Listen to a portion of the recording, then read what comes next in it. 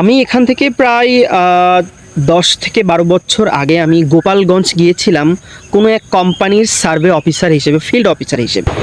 এবং গোপালগঞ্জে গিয়ে আমি একটা বিষয় দেখে বেশ মানে হতবাক হয়েছিলাম যে গোপালগঞ্জের যে শহরটা, গোপালগঞ্জ তো ছোটো একটি শহরটা একবারে ভিতরে, মেন রাস্তা থেকে অনেকখানি ইজি বাইক বা রিক্সাতে করে গিয়ে ভিতরে গিয়ে একটা ছোট্ট শহর না, কিন্তু ওইখানে একটা সরু খাল আছে।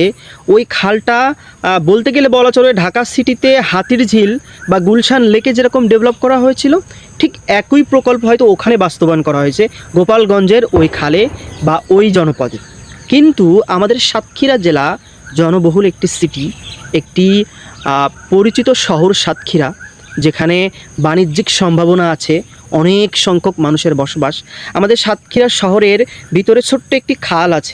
আমাদের সাতক্ষীরা জেলার ওই খালটি যদি ডেভেলপ করা হয়, দুপাশে পার বাধাই দিয়ে ওয়াকওয়ে জায়গা তৈরি, বসার জায়গা তৈরি, নতুন নতুন গাছ লাগানো এবং পয় নিষ্কাশনের সঠিক ব্যবস্থা করা হয়, তাহলে আমাদের সাতক্ষীরা শহরের চিত্রই পাল্টে যাবে।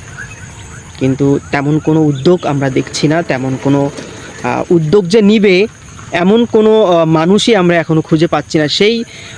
সেই অনেক আগে থেকে দেখেছি সেরকম ময়লা আবর্জনার স্তূপ পড়ে আছে, ঠিক সেভাবেই আছে।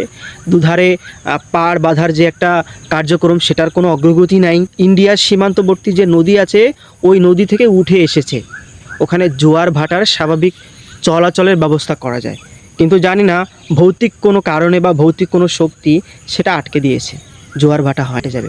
আমরা এমন দেখেছি লন্ডন, ডেনমার্ক বা উন্নত ইউরোপ কান্ট্রিতে দেখেছি, তারা সরাসরি সমুদ্র বা বড় নদীর সাথে ছোট খালগুলোর সংযোগ স্বাভাবিক রাখে, যাতে নতুন পানি ঢুকতে পারে, পুরাতন পানি বেরিয়ে যেতে পারে।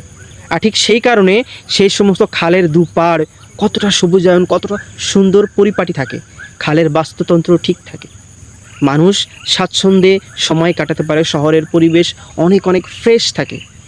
আমরা আশা করব এরকম উদ্যোগ আমাদের সাতক্ষীরা জেলার যারা প্রকৌশলী আছে, এমপি আছে বা সংশ্লিষ্ট কর্মকর্তা আছে, তারা উদ্যোগ গ্রহণ করবেন এবং সাতক্ষীরা শহরের চিত্রই পাল্টে দিবেন এবং ফ্রেশ একটা সুন্দর পরিপাটি পরিচ্ছন্ন শহর নগরবাসীকে উপহার দিবেন বলে আমি আশা করি।